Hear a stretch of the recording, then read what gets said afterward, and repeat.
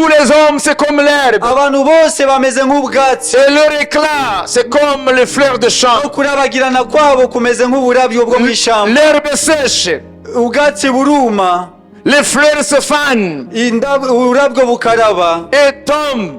bukagwa. Et lorsque Dieu souffle dessus, Yo Imana ihushe kuri bwo, il n'y a plus de place pour elle. nta kiba gisigaye. Regardez, Murebe, depuis des millénaires, uhereye ibinyabihumbi il y a eu d'autres peuples hari ayandi moko yabayeho qui ont peuplé ce monde. yatuye muri iyi si. Ces peuples n'existent plus. Ayo moko ntabwo akiriho. Il y a eu des empires puissants. Habayeho ubwami bukomeye, Ces empires n'existent plus. ubwo bwami ntabwo bukiriho. Il y a eu des riches et des riches. Hari abakire n'abakire, Mais ces riches n'existent plus. ariko abo bakire ntabwo bakiriho. Les hommes viennent Abantu baraza et passent bakagenda avec leur gloire. n'icyubahiro cyabo, D'autres viennent abandi bakaza comme une fleur, bakaza nk'uburabyo, hein, s'épanouissent.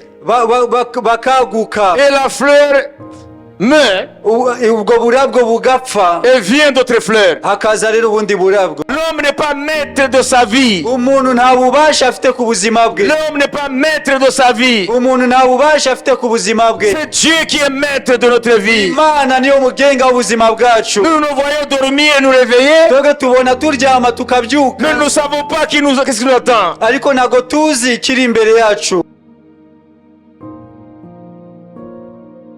Donc, le sujet d'aujourd'hui Rero umutwe w'uyu munsi s'intitule witwa Sais-tu ce qui rend grand? ese uzi ikintu cyatuma umuntu aba uhambaye? Amen. Sais-tu ce qui rend grand? Ese uzi igituma umuntu aba uhambaye? Donc, j'aime donner à mes titres, les titres de mes enseignements sous forme de questions. Nkunda gutanga umutwe w'inyigisho zanjye mu buryo bw'ikibazo. Souvent.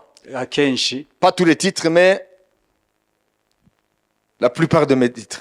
akenshi umutwe ntanga uba urimo ikibazo. C'est pour interpeller l'Église ou ceux qui me suivront pour qu'ils aient le temps de réfléchir. Ni ukugira ngo mpamagarire itorero n'abazankurikira kugira ngo bagire umwanya wo gutekereza. Parce que la plupart des chrétiens, ils n'ont pas le temps de réfléchir sur la vie telle que Dieu l'a décrit dans la Bible. Ils ont le temps de réfléchir sur les petits problèmes quotidiens.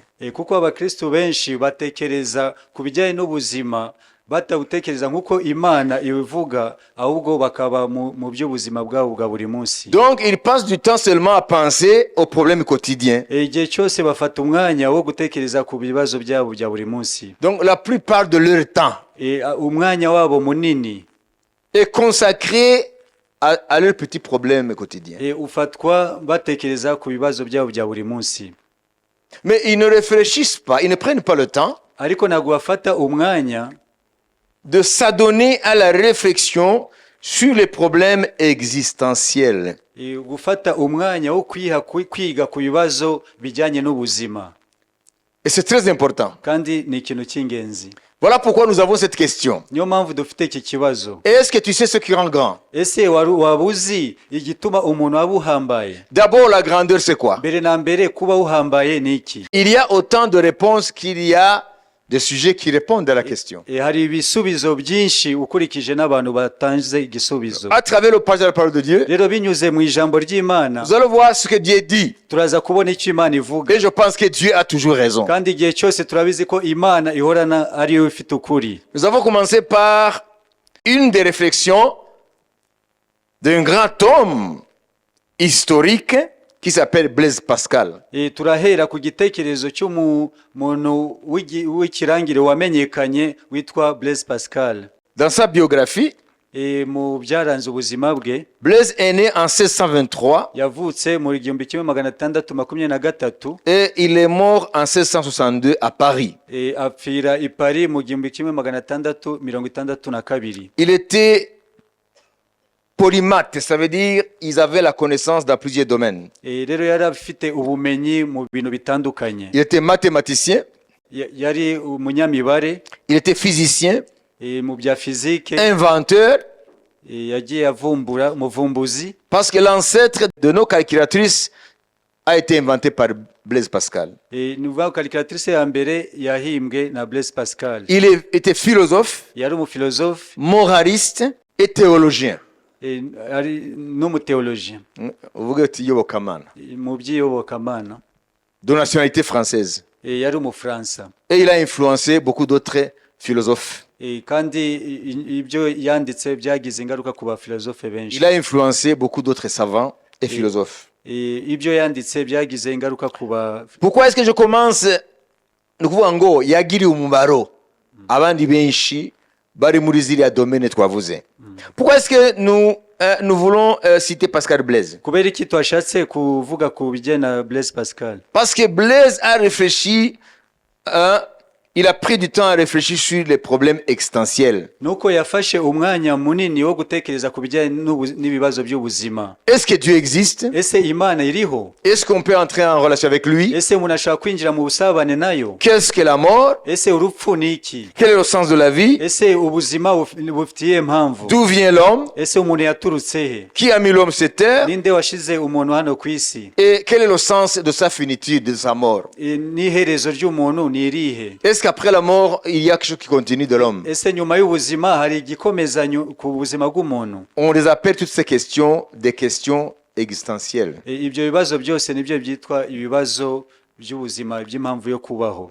Amen. Écoutez, même si vous ne vous posez pas cette question, ces questions, nubwo mwaba mutibaza ibi bibazo, un jour, vous allez les retrouver. umunsi umwe muzahura n'icyo kibazo. Parce que tu mourras. kuko umunsi umwe uzapfa. Kwihisha kuzapfa ni ubupfapfa. C'est ce qu'on appelle le déni de la vérité, de la réalité. nibyo byitwa kudahangana n'ukuri kw'ibiriho. Kutita ku rupfu rwawe ni ubuswa. Kuko urihisha ikintu kizakugeraho. Sibyo? Kutita ku rupfu rwawe ni ubuswa. Cyo ni cya mbere. Kutita kumenya Imana kwiriho cyangwa itariho ni ubuswa kaminuza. Icya gatatu, kutagira ubwoba bwaho uzajya nyuma y'urupfu, nimba utazarangira nk'ihene, nabyo ni ubuswa burenze. Mwabyumvise? Kuko ntabwo bizakubuza ko ibyo bintu bibaho. C'est le plus important. nicyo cy'ingenzi. Ibi nawe ngo amafaranga, ngo gushaka ngo amafaranga, ngo umenyekane, c'est de la foutaise ça. ibyo ni amafuti. Avant toi, il y en a qui ont possédé plus que toi. mbere yo kubaho hari abantu batunze kukurusha. Mais ils sont où? ubu ngubu barihe? Qu'est-ce qu'ils ont? C'est ce qu'ils possédaient. ibyo bari batunze Ça trouve où? ubu biri hehe?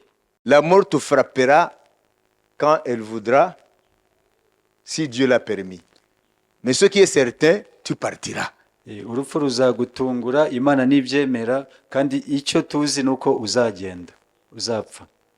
Alors, nous avons vu que Pascal Blaise, twabonye ko Pascal Blaise il a dit ceci: yavuze aya magambo: quand je considère la petite durée de ma vie, iyo mbonye ubuzima bwanjye ko ari bugufi, absorbé dans l'éternité précédente et suivant le petit espace que je remplis et même que je vois, bukaba bumizwe buri hagati y'ibihe ntazi n'ibizaba nyuma yanjye, abîmé dans l'infinie immensité des espaces que j'ignore et qui m'ignorent, bukaba bumizwe n'uduce dutandukanye ntazi nanjye tutanzi. je m'effraie et m'étonne de me voir ici plutôt que là. ndatangara nkagira ubwoba kuba ndi hano ne kuba ahandi, Car il n'y a point de raison pourquoi ici plutôt que là. kuko nta mpamvu kuki ndi hano cyangwa se kuki ntari hariya. Pourquoi à présent plutôt qu'alors? kuki ndi muri ibi bihe ne kuba mu bindi bihe Qui m'y a mis? ninde wanshize hano? Par l'ordre et la conduite de qui ce lieu et ce temps a-t-il été destiné à moi? ku itegeko ryande ninde watumye mba hano ne kuba ahandi? C'est une bêtise, hein, ni amafuti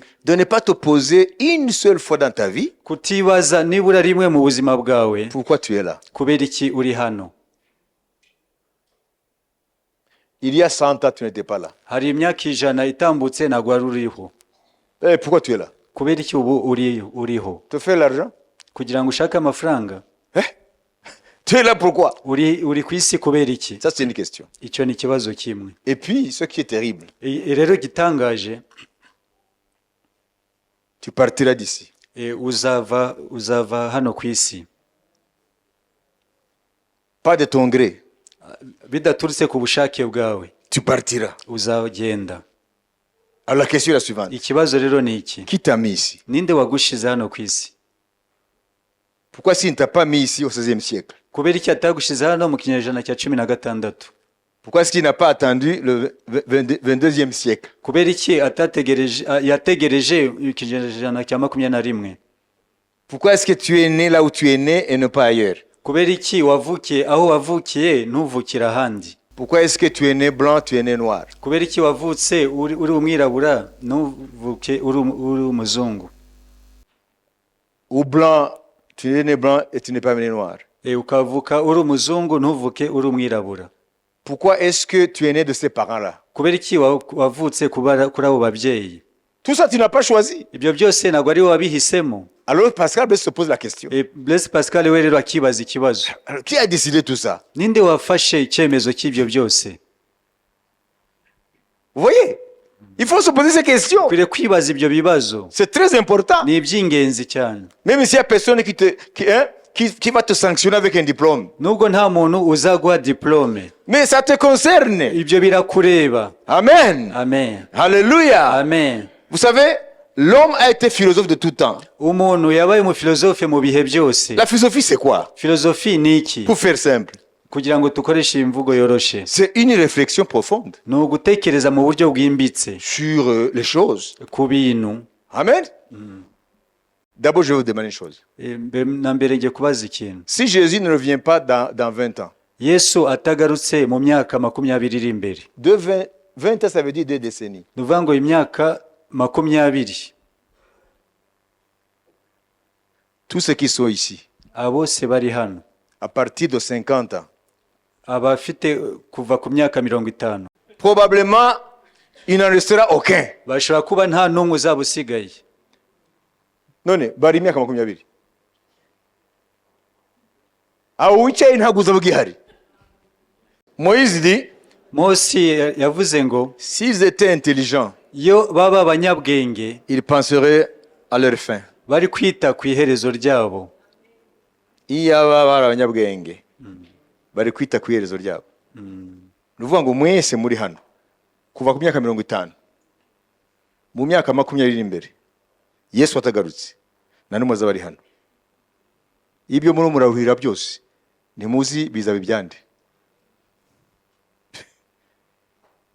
Hari ababyeyi bari ubuzima bwabo bwose barundanye imyaka yose ubuzima bwabo bagapfa, hanyuma babisigaranye abo bana babo mu mezi 2 bakabitemagura, kandi ababyeyi byabafashe ubuzima bwose. On ne sait pas combien de jours il nous reste ici. Ntabwo tuzi iminsi dusigaje hano. Faut pas nous tromper. Ntabwo dukwiriye kwishuka. J'ai ouvert ce moment avec les conseils de Dieu, comme quoi il ne faut jamais être sage à tes propres yeux. Il ne faut pas être sage à ses propres yeux. Ntabwo ukwiriye kuba umunyabwenge mu maso hawe. Il faut donner raison à la parole de Dieu. Ukwiriye guha icyubahiro ijambo ry'Imana. Amen. Amen. Alors, vous avez compris la pensée de Blaise? Mwasobanukiwe igitekerezo cya Blaise? Est-ce que c'est important d'y penser? Ese ni iby'ingenzi kubitekerezaho? Parce que tu ne vas pas y penser après ta mort. Kuko ntabwo uzabitekerezaho umaze gupfa. Tu dois y penser maintenant. Ukwiriye kubitekerezaho ubu. Amen. Et David dit, Dawidi aravuga ngo dans les psaumes, muri Zaburi, l'homme s'agite comme une ombre. Umuntu akubita hirya no hino. Akubita hirya no hino nk'igicucu. Il amasse. Akarundanya. Mais il ne sait pas qui en jouira. Ariko ntazi uzabirya. L'homme s'agite comme une ombre. Umuntu akubita hirya no hino. Il amasse. Akarundanya. Mais il ne sait pas qui en jouira. Ariko ntazi uzabirya. Imana ntitubuza gushaka ibyo dushaka. Sibyo? Ariko tujye twibuka ngo twabisanze hano tuzabihasiga. Tu te proclames maître de ce que tu possèdes. Wowe wiyita ko ari ufite ubutware ku byo utunze. Mais tu n'es pas maître. Ariko ntabwo ari we mutware wabyo, ntabwo ari we ubigenga. Ni ntizanyo.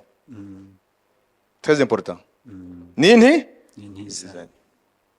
Umubwiriza aravuga ngo ngo ni byiza kujya mu nzu hari ikiriyo, mu ruhu hari ikiriyo, aho kujya mu nzu y'ibyishimo, ngo ko ihereza byose si mu byishimo, ni handi ku kiriyo. Tuzarangiriza ku kiriyo.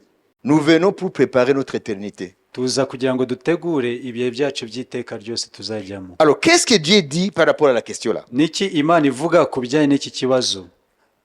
Je ne vais pas lire tout le chapitre, je vais vous donner la définition, plutôt le résumé, mais lisons seulement le chapitre 40, verset 6 jusqu'au verset 8. Yesaya 40 kuva kuri 6 tugeza ku 8. Ntabwo ndi busome hose, ndaza kubaha gusa incamake yabyo, ariko turibanda ku mirongo wa 6, wa 7 no 8, Yesaya 40. Ijwi ryaravuze riti, rangurura. Maze habaho ubaza ati, ndarangurura iki? Abantu bose bameze nk'ubwatsi, n'ubwiza bwabo bwose bumeze nk'uburabyo bwo ku gasozi. Ubwatsi buraraba, uburabyo bugahunguka, kuko umwuka w'Uwiteka ubuhushyeho. Ni ukuri abantu ni nk'ubwatsi, ubwatsi buraraba, uburabyo bugahunguka, ariko ijambo ry'Imana yacu rizahoraho iteka ryose. Amen. Amen. Esaïe 40, verset 6 au verset 8. Yesaya 40 6 tugeza ku 8. Une voix dit, Ijwi ryaravuze riti, crie, rangurura. crie. Rangurura. Ah. Alors, à qui cette voix? Iryo jwi ni iryande? C'est la voix de Dieu. Ni ijwi ry'Imana. Dieu a dit, Imana yaravuze ngo, Esaïe, Yesaya, crie. rangurura. Ntabwo yamuvuze ngo ongorera. Crie. Rangurura. Parce que si Dieu dit de crier, Imana nibivuze ngo rangurura, c'est très important. ni ikintu cy'ingenzi. Ntiyavuze ngo muhanuzi wanjye ongorera abantu. Dieu dit, crie. Imana avuga ngo rangurura. Crie. Rangurura. Et Esaïe demande, Yesaya arabaza. Amen. Amen. Que crierai-je? Ngo ndarangurura iki? Que crierai-je? Ndarangurura iki? Et la voix continue en disant, Rya jwi rirakomeza. tout est cher et comme l'herbe. Abantu bose bameze nk'ubwatsi. Qui est en train de dire ça? Ninde uri kuvuga ibyo? Dieu lui-même. Ni Imana ubwayo. Dieu dit à son prophète, crie. Imana ibwira umuhanuzi wayo ngo rangurura. Et le prophète demande, mec, hein? Il demande, Umuhanuzi arabaza que crierai-je? ngo ndangurure iki? Et Dieu dit, tout est cher et comme l'herbe. Imana iravuga ngo abantu bose bameze nk'ubwatsi. Et tout son éclat comme la fleur des champs. Il dit, tout son éclat comme la fleur des champs. Je vais expliquer. No kurabagirana Simplement. kwabo kumeze. Vous savez, le message de Dieu, Nuvuga ngo ubutumwa bw'Imana, que Dieu veut que son prophète donne aux hommes, Imana ishaka ko umuhanuzi wayo aha abantu, et il doit crier cette vérité. akwiriye kurangurura uko kuri, Tout est cher et comme l'herbe. Ça veut dire, tous les hommes, c'est comme l'herbe. ko abantu bose bameze nk'ubwatsi. Et leur gloire, Rero n'ubwiza n'icyubahiro cyabo, ce qui fait leur fierté, ibyirato byabo, ce qui fait leur orgueil, ibyo birata, l'argent, le amafaranga, pouvoir, ubutegetsi, la célébrité, kumenyekana, tout ce qui fait notre orgueil. ibyo byose bigize ubwibone bwacu, Il dit, c'est comme une fleur, bimeze nk'uburabyo. la fleur des champs. Ni uburabyo bwo mu ishyamba. Mais Dieu n'a pas fini. Ariko Imana ntabwo yarangije. Alors maintenant, il va nous dire pourquoi il utilise cette métaphore. Rero igiye kutubwira impamvu ikoresheje icyo kigereranyo. Hein? Pourquoi c'est Dieu compare les hommes à l'herbe et leur gloire, hein, à une fleur, la fleur des champs. Kubera iki Imana igereranya abantu n'ubwatsi n'ibyubahiro byabo, Iby'ubwiza bwabyo, ibyo birata byabo, amafaranga, ibiki byose. ibigereranya Nk'indabo zo ku gasozi. uburabyo bwo ku gasozi. Il dit, l'herbe sèche, Ubwatsi buraraba, la fleur tombe. uburabyo bugahunguka, Quand le vent de l'Éternel souffle dessus, kuko umwuka w'Uwiteka ubuhushyeho. certainement le peuple est comme l'herbe. Ni ukuri abantu ni nk'ubwatsi. Comprenez? Mwumve none. Quand est-ce que l'herbe sèche? Ni ryari ubwatsi bwuma? Quand il y a la sécheresse. Ni igihe hari igihe cy'izuba, Manque d'eau. nta mazi. Quand est-ce qu'une fleur sèche? ni ryari uburabyo bwuma Ça veut dire se faner. bukuma. Écoutez, les abeilles, Inzuki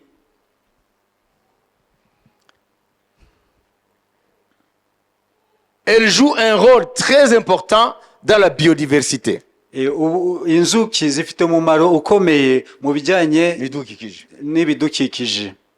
Les fleurs Indabyo produisent un certain parfum. hari impumuro isohoka muri zo. Il y a une substance qui s'appelle nectar. Alors les abeilles sont attirées par ce que produit une fleur. Ni ukuvuga ngo inzuki zikururwa n'ibiva mu ndabyo. Impumuro n'ibindi. Impumuro. Hein?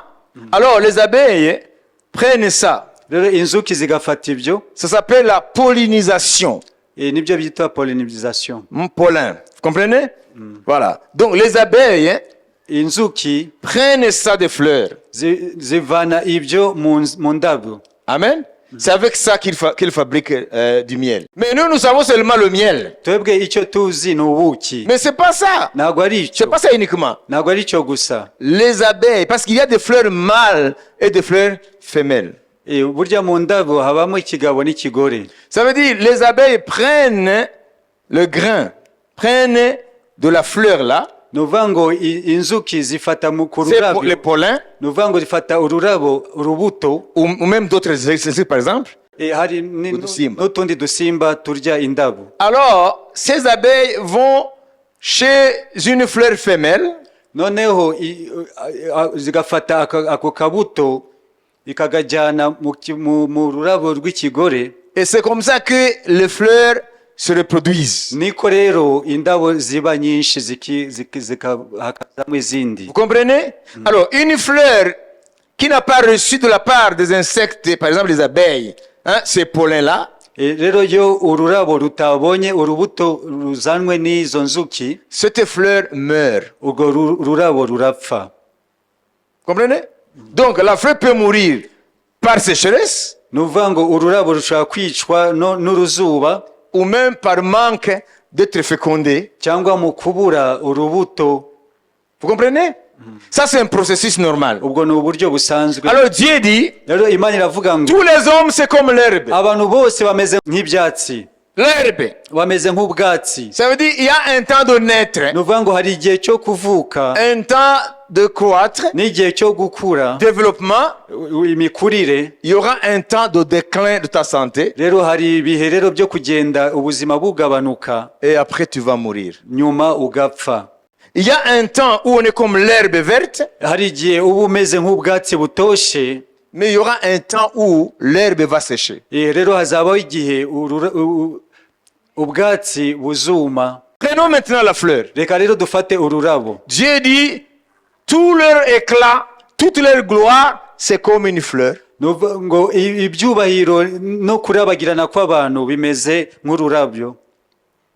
C'est Dieu qui compare ça. Imana niyo itanga icyo kigereranyo. Pourquoi? Kubera iki? Parce que la fleur, Kubera ko ururabyo elle a une courte durée. rumara igihe gitoya cyane. Le matin, elles s'épanouissent Mu gitondo ruraraba, et vers le soir, nimugoroba la fleur commence à se faner, rero rwa rurabo rugatangira kwangirika, perd son éclat. rugatakaza ubwiza bwarwo. Et quand le vent va venir, Rero haza umuyaga, cette fleur va tomber rwa rurabo rugahita rugwa et pourrir. rukabora. Alors Dieu dit, Imana iravuga ngo toutes les gloires des hommes, ibyubahiro byose by'abantu c'est comme la vie d'une fleur. bumeze nk'ubuzima bw'ururabo. Ces gloires-là finiront Ibyo cyubahiro kizarangira, et ils vont partir. bazatambuka. Vous voyez? C'est ça le message de Dieu. Nibwo butumwa bw'Imana. Alors qu'est-ce que Dieu veut dire? Niki Imana rero ishatse kuvuga? Comprenez? Musobanukirwe. Le chapitre 40 d'Ésaïe Igice cya 40 cya Yesaya parle de la grandeur de Dieu vuga gukomera kw'Imana. et le néant des créatures. Ni ukuvuga ngo icyubahiro cy'Imana n'ubusa bw'ibyaremwe. Tout le chapitre 40 d'Ésaïe, Igice cya 40 cyose cya Yesaya, si on peut le résumer, tukihinnye mu magambo make, parle de la grandeur de Dieu, bivuga gukomera la kw'Imana, puissance de Dieu imbaraga z'Imana éternelle zihoraho, et le néant de la gloire des hommes. n'ubusa bw'ibyubahiro by'abantu. Et Dieu veut amener les hommes Imana rero irashaka kuzana abantu, à ce qu'ils puissent être intelligents Imana irabazana kugira ngo babe abanyabwenge, et qu'ils pensent batekereze à leur finitude ku iherezo ryabo, et qu'ils pensent banatekereze à ce que la vie elle est brève. ko ubuzima ari bugufi. En sachant que ta vie est brève, Iyo umaze kumenya ko ubuzima bwawe ari bugufi, en sachant que ta vie sera finie un jour, ukamenya ko ubuzima bwawe hari igihe buzarangira, qu'elle aura une fin, ko hazabaho iherezo, tu commences à te poser des questions comme Blaise Pascal se les posait. utangira rero kwibaza ibibazo nk'uko Blaise Pascal yabyibajije, Et certainement, kandi byanze bikunze ça sera le début de la crainte de l'éternel. bizaba ari itangiriro ryo kubaha Imana. 1 Pierre 1, 23, 25. Kuko mwabyawe ubwa kabiri mutabyawe n'imbuto ibora, ahubwo mwabyawe n'imbuto itabora, mubiheshejwe n'ijambo ry'Imana rizima rihoraho. Kuko abafite imibiri bose bahwanye n'ibyatsi, ubwiza bwabo bwose bumeze nk'uburabyo bw'ibyatsi. Ibyatsi biruma, uburabyo bwabyo bugahunguka, ariko ijambo ry'Uwiteka ryo rihoraho iteka. Kandi iri ni ryo jambo ry'ubutumwa bwiza mwabwirijwe. Amen. Amen. Amen. Vous avez vu le message de Dieu à Ésaïe, comment il finit là? Ce qu'il doit crier. Mwabonye ubutumwa Imana yahaye Yesaya ubwo akwiriye kurangurura. Il dit, mais la parole, l'herbe sèche et la fleur tombe, mais la parole de notre Dieu subsiste éternellement. Asoza avuga yuko ibyatsi biruma, uburabyo bugahunguka, ariko ijambo ry'Imana rihoraho iteka ryose. La parole de notre Dieu, il dit ça. Ijambo ry'Imana yacu rihoraho iteka ryose. Ntabwo ari ijambo ry'abantu, ry'Imana yacu. Amen. Et voilà, l'Esprit reprend ce que Dieu avait dit à Isaïe de crier. Mwuka wera afata bya bindi Imana yabwiye Yesaya kugira ngo arangurure. Alors, l'Esprit le reprend dans Pierre. Mwuka wera rero abizana hano muri Petero. Amen. Amen. 8 siècles après. Nyuma yaho. Puisque vous avez été régénérés, vous les croyants en Christ, non pas par une semence corruptible. Ça veut dire, ababyeyi bacu, nos parents nous ont donné une semence corruptible. C'est pourquoi nous mourrons.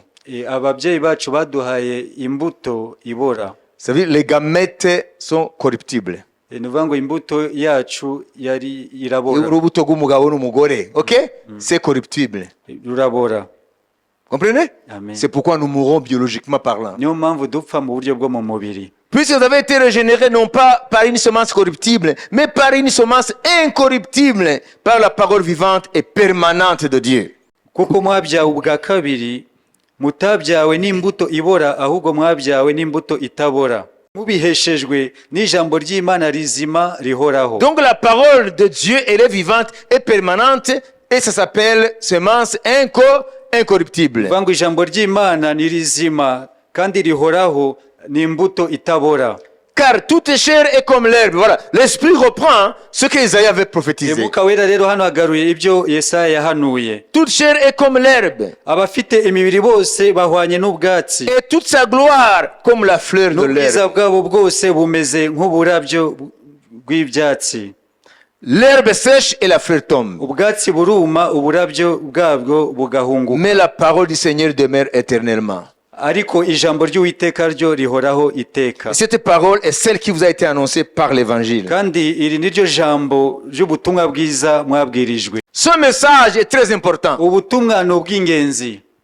De tout temps, mu bihe byose, mais principalement notre époque. Ariko cyane cyane muri iki gihe cyacu. Parce que nous sommes en pleine séduction. Kuko turi mu bihe by'ubushukanyi. Satan séduit les nations. Satani ashuka amahanga. Il leur montre l'éclat du monde. Arabereka ibyubahiro by'isi. Il leur montre que quand on a l'argent, on est heureux. Arabereka ko ufite amafaranga abahiriwe. Il leur montre que les choses matérielles comptent plus que tout. Abereka ko ibi bintu bifatika bifite agaciro kurusha ibintu byose. Il leur montre que ils sont puissants par leur technologie. Abereka ko ari abanyembaraga binyuze muri teknoloji yabo. Il y a beaucoup de séduction aujourd'hui. Hari ubushukanyi bwinshi muri iki gihe. Mais Dieu dit, ariko Imana iravuga ngo, Esaïe, Yesaya, crie, rangurura. Que crierai-je, dit Esaïe? Ndangurura iki?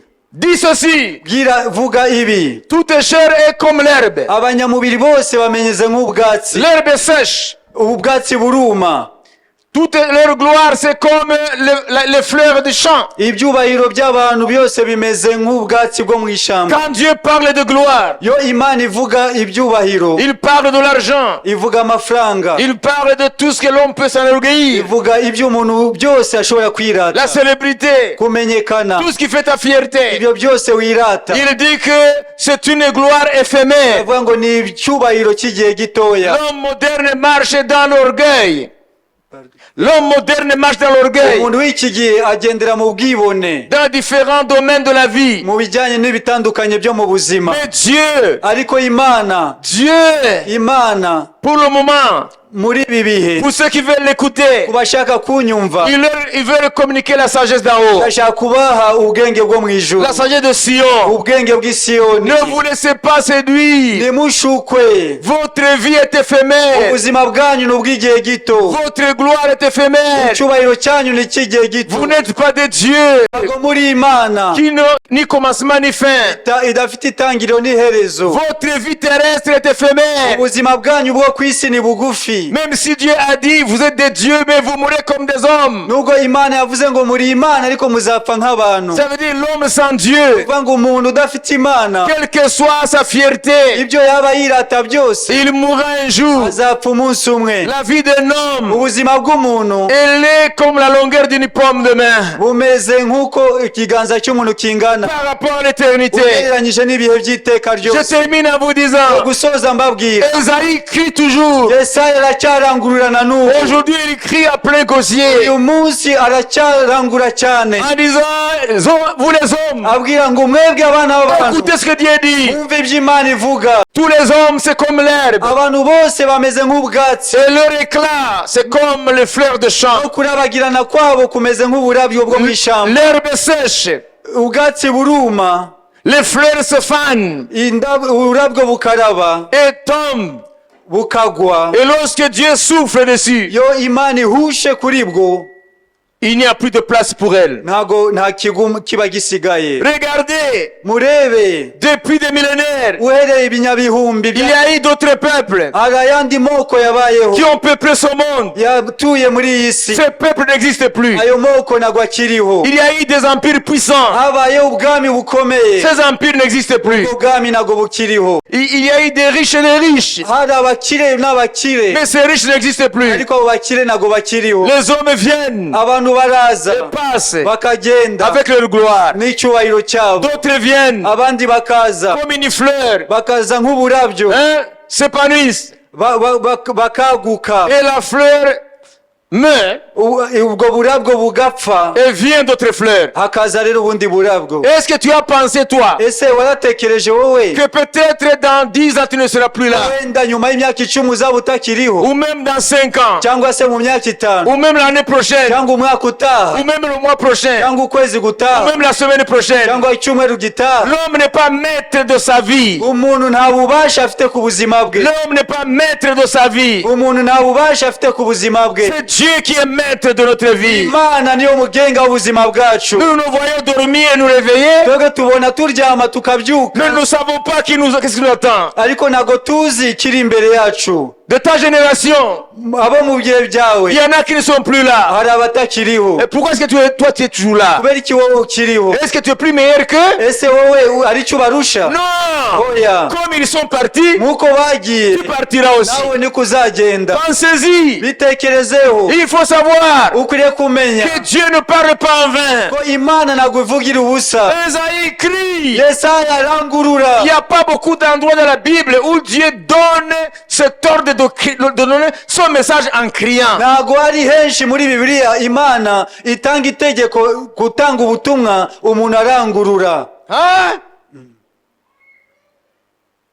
C'est rare dans la Bible. Ni hakeya muri Bibiliya. Si Dieu dit donne mon message en criant, Niba Imana ivuze tanga ubutumwa bwanjye urangurura, c'est que c'est un message nuko ari ubutumwa très important bw'ingenzi cyane auquel les hommes doivent prêter attention. abantu bakwiriye kwitondera. Tu dois savoir que Ukwiriye kumenya ko tu es né, wavutse, tu vis, uzabaho, il y aura le déclin. uzagenda ucika intege. Même si tu ne meurs pas subitement, Nubwo utahita upfa, nuko utatungurwa n'urupfu. Mais le processus normal, ariko urugendo rusanzwe c'est que tu vas vieillir nuko uzasaza et tu vas mourir. iherezo upfe.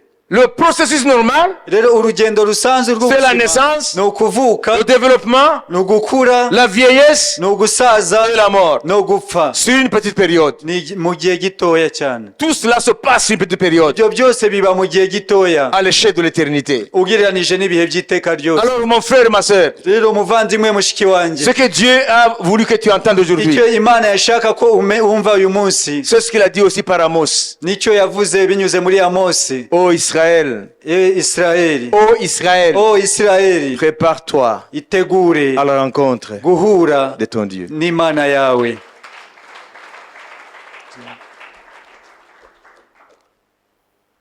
Prépare-toi à la rencontre de ton Dieu. Itegure guhura n'Imana yawe. C'est ce que Dieu a dit par la bouche d'Amos. Nibyo Imana yavuze mu kanwa ka Mose.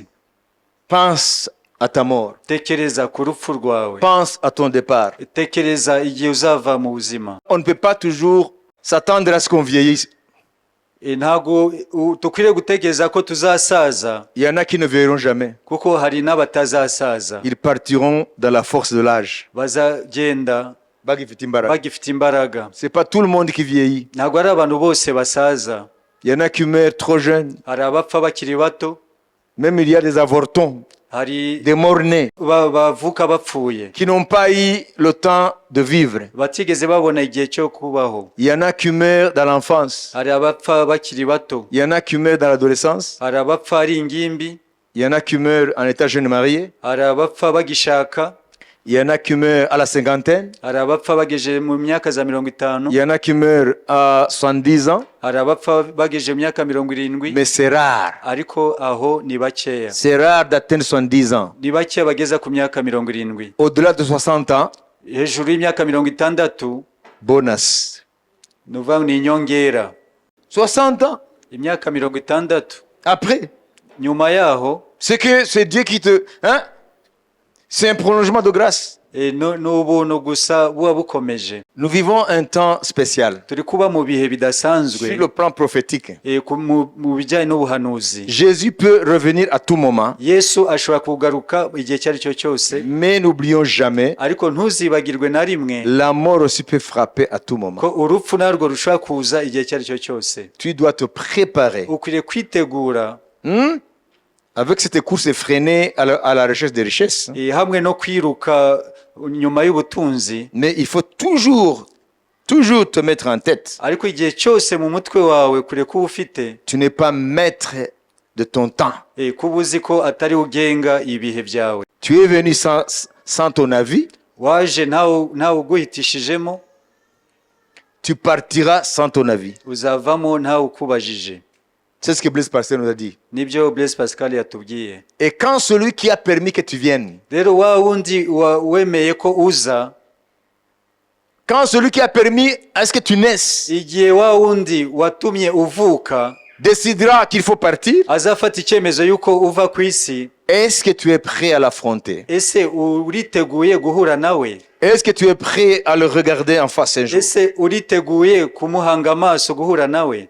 Il y a un chanteur jamaïcain qui s'appelle Jimmy Cliff. Hari umuririmbyi w'umunyajamaika Jimmy witwa Cliff. Jimmy Cliff, Il a dit parmi ses chansons, mu ndirimbo ze, parmi l'une de ses chansons, imwe mu ndirimbo ze yaravuze ngo, il a dit qu'est-ce que tu fais de ta vie? ese ubuzima bwawe bukoresha iki?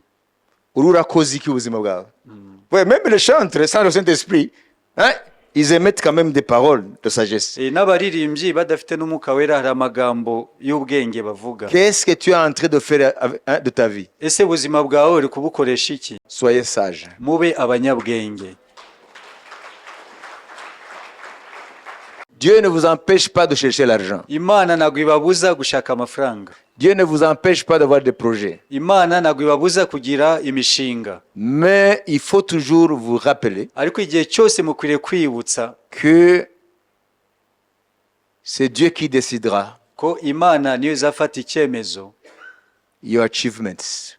kugira ngo mugere ku ntego y'ubuzima bwanyu. C'est Dieu qui décidera Imana niyo izafata icyemezo.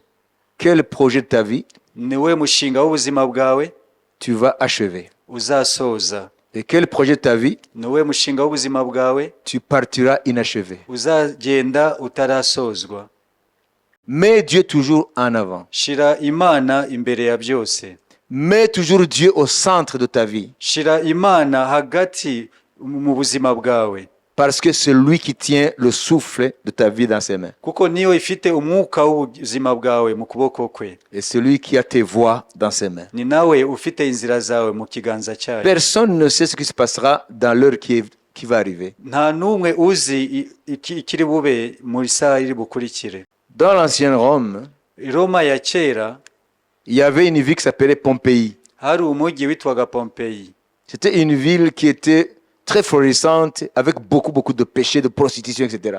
Wari La umujyi richesse, la gloire, tout ça. wari urimo icyubahiro, ubutunzi n'ubusamba n'ibyaha bitandukanye. Toutes sortes de plaisirs. Uburyo ibinezeza by'ubwoko bwose. C'était la classe privilégiée Harimo abanyacyubahiro au niveau des choses matérielles. ku bijyanye n'iby'ubutunzi. Et un jour, il se réveille. Umunsi umwe babyutse, Le volcan le surprend. ikirunga cyarabatunguye, Et tous ont été consumés, bose barakongoka, carbonisés. bose bahinduka nk'amakara. Aujourd'hui, les fouilles, Uyu munsi iyo bacukuye, non, les fouilles archéologiques, kuri abakora ubushakashatsi bacukura, ils ont trouvé basanze les vestiges de la vie des habitants de Pompéi avant qu'ils meurent. ibyarangaga abaturage b'ako gace mbere y'uko bapfa. Ils ont trouvé certains squelettes là. Basanze ibisigazwa. Il y en a qui ont été trouvés, leurs deux squelettes étaient enlacés lors du volcan. Ça veut dire qu'ils étaient en plein ébat amoureux. Ni ukuvuga ngo ariho mu gucukura hari abantu basanze bakigumbiranye urumva barumye ayo makara Amagufa ya- ngo bariho barakora ibyabo bari mu byaha byabo. Je ne dis pas le couple marié, bari mu byaha byabo. Alors Pompéi a subi le jugement. Comprenez? Pompeii yagwiriweho n'urubanza. Pour ne pas parler de Sodome. Tutavuze Sodome. Tutavuze na Sodoma ibyabaye. Alors moi je vous demande, Je ndababaza. qu'est-ce qui te garantit qu'après-midi à 15h tu seras là? Niki kikwemeza ko nyuma ya saa sita uzaba ukiriho? Quoi? Qui? Ninde? Ton épouse? N'umugabo wawe? Ton mari? N'umugore Qui? wawe? N'umugabo wawe? Qui te garantit qu'à 15h tu seras là? Ni iki kikwemeza ko saa 9 uzaba ugihari? Personne. Nta n'umwe.